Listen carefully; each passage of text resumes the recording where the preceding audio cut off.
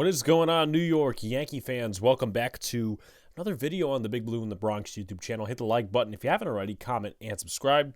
Turn on post notifications so you know when a live stream pops or a video drops. Appreciate y'all coming back. Share this out. Do all the good stuff. Also, 5 stars on Apple Podcasts if you haven't already for the Big Blue in the Bronx podcast. Use our SeatGeek code, $20 off on SeatGeek, any order over $50. The promo code is Big Blue in the Bronx. All combined, not spaced out. Also, shout-outs to our members real quick. Brad, Tudo, Joe, Justice Mess, Bill Hartnett, and Potato. They are members of the Transparent Ones, and you could be a Transparent One too by clicking the Join button. Access to exclusive content and a lot of other things coming in 2024.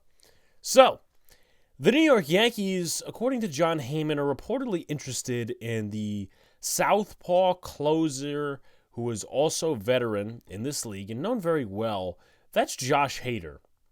Kind of a little surprising, but at the same time, based on reports I've seen over Twitter, on the internet, on MLB Network, this doesn't come as a shock to me because it looks like the Yankees in some way want to make a splash in free agency after missing out on the Yoshinobu Yamamoto sweepstakes.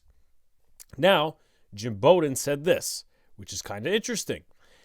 I know I did a video a couple days ago on the starting pitcher recommendations for the Yankees. If you haven't already, please go watch that video. But Bowden said this, I believe it was on Foul Territory, that if Montgomery does not sign with the Yankees, yes, Jordan Montgomery, if he doesn't sign with the Yankees will pivot to Josh Hader. So it looks like they're going for A, splash in free agency of some sorts, and B, a lefty, not a righty. So I find that really interesting. But let's get to know Josh Hader a little bit.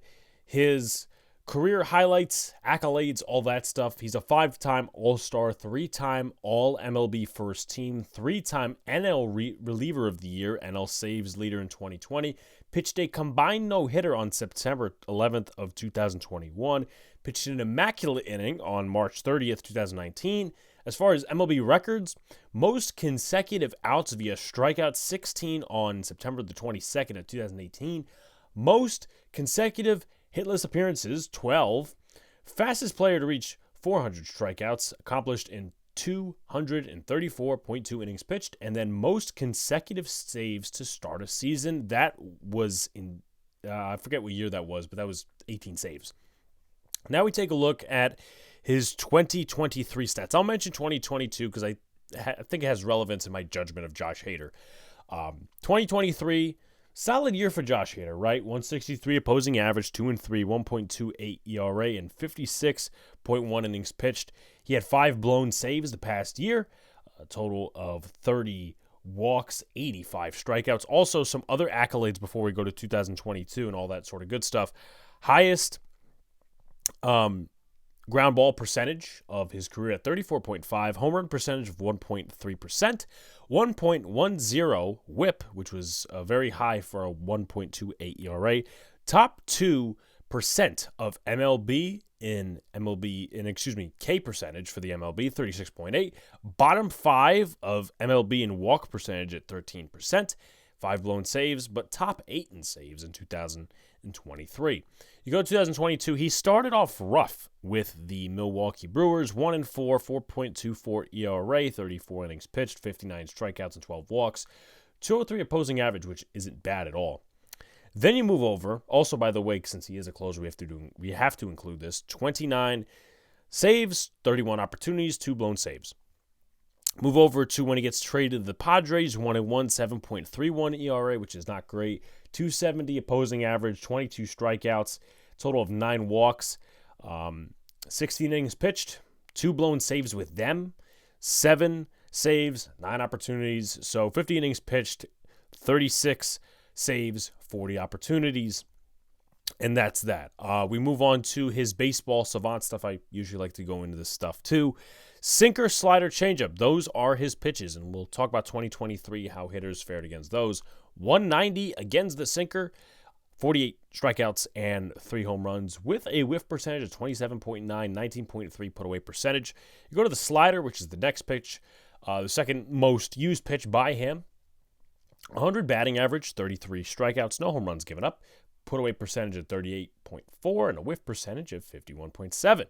Then you move to 2023's use of the changeup, which really wasn't that much. 111 batting average, 4 strikeouts, a whiff percentage of 21.4, a put away percentage of 15.4.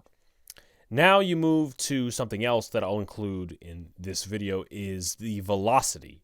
Also, he does throw the fastball, of course. For some reason, it's not included here on Baseball Savant. But anyway, moving forward.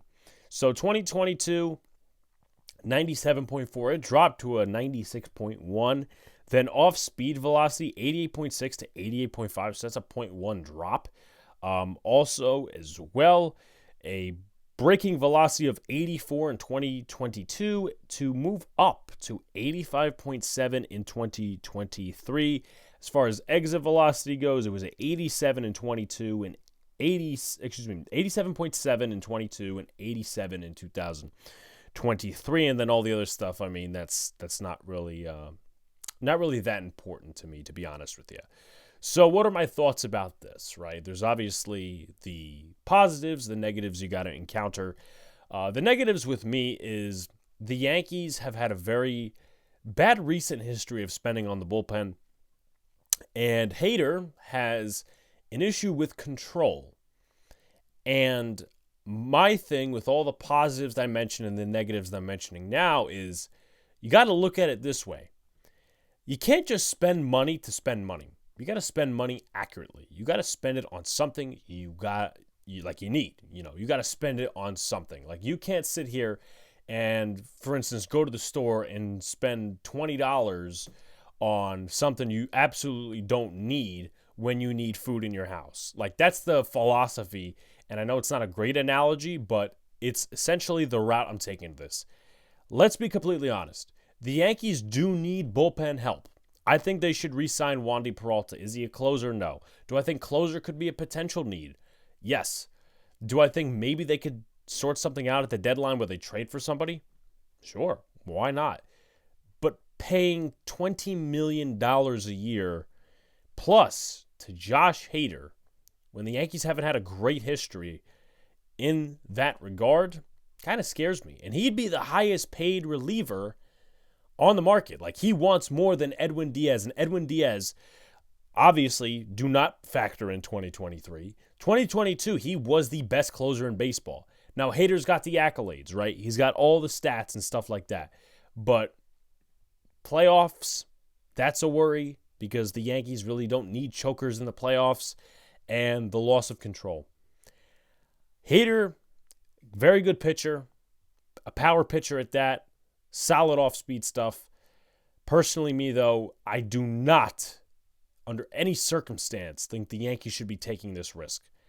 If they want to spend money somewhere else or save your money. Go out and trade for a guy.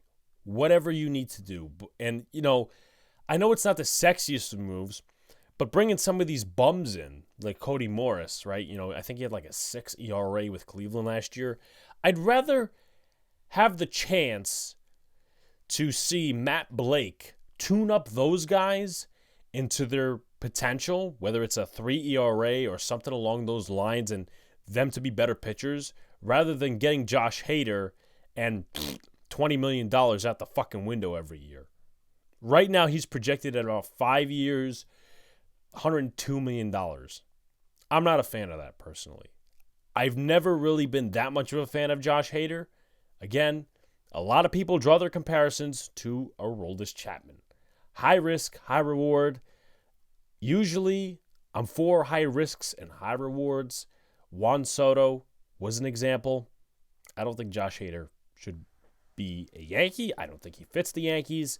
And yeah, that's pretty much that. Like, comment, subscribe, folks. Turn on post notifications so you know when a live stream pops or video drops. Appreciate you coming back.